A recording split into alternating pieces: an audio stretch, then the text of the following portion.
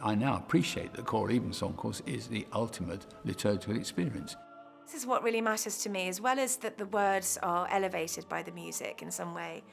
I want choirs to feel good when they sing the music. I think perhaps my most cherished memory of those years as director of music in the 1970s were the weekday evensongs.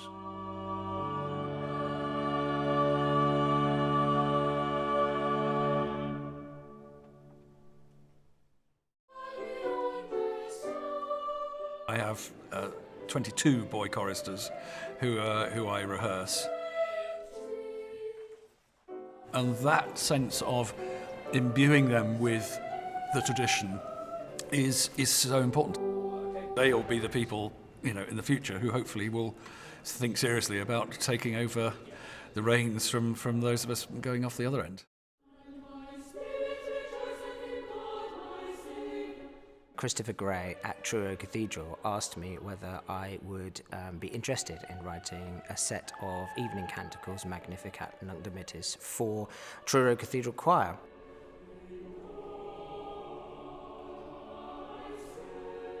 We wanted something that suited our particular voices and our particular acoustic, and Philip knows this space very well, and he knows our choir well, having been an organ scholar here in Truro before my time.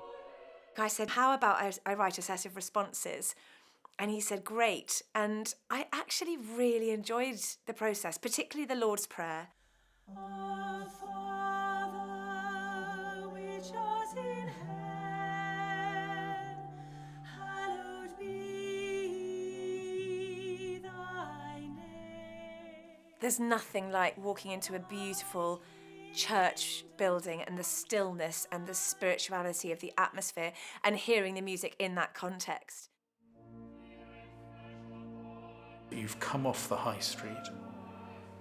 You're out of the normal busyness of the day, and you're being asked to tune in to your own heart and to your own life, to who you have become, and to place it in a larger context.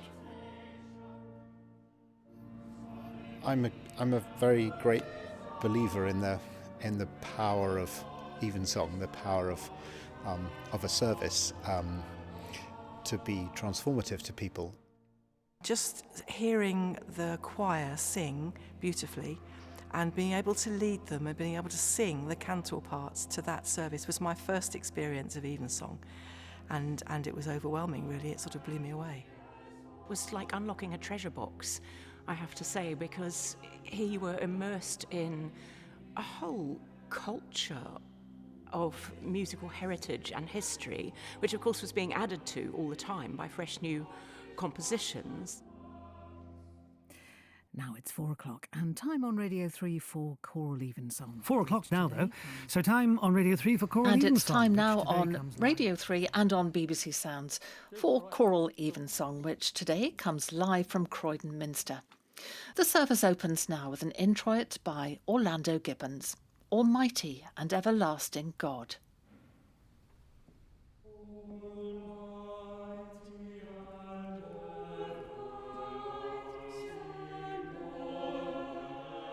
So today we're at Croydon Minster. There's a fantastic lineup of trebles that come from local schools. It's a very diverse choir. They actually have a beautiful sound.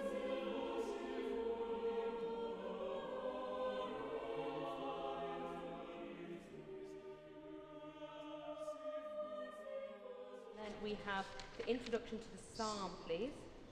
The choir now sings Psalms 97 and 98. Both of which speak of God's glory revealed to the world and the response of humanity through music and song.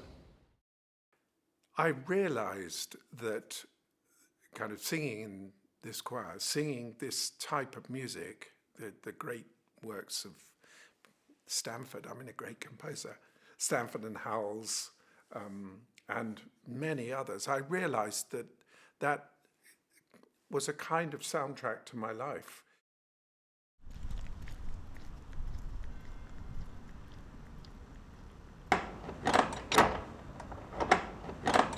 We work in one of the greatest places in the world. We are so lucky. and you've got this enormous history behind you of people who have done the job, done the music before you, that we're continuing, and you do think it is mad, isn't it, that now it's our turn. I think one of the riches of Evensong is the fact that you have this, in a sense, timeless liturgy that goes right back to the 16th century with these unchanging texts. I wonder whether Cranmer had any conception of what significance that service would come to have and how long it would last.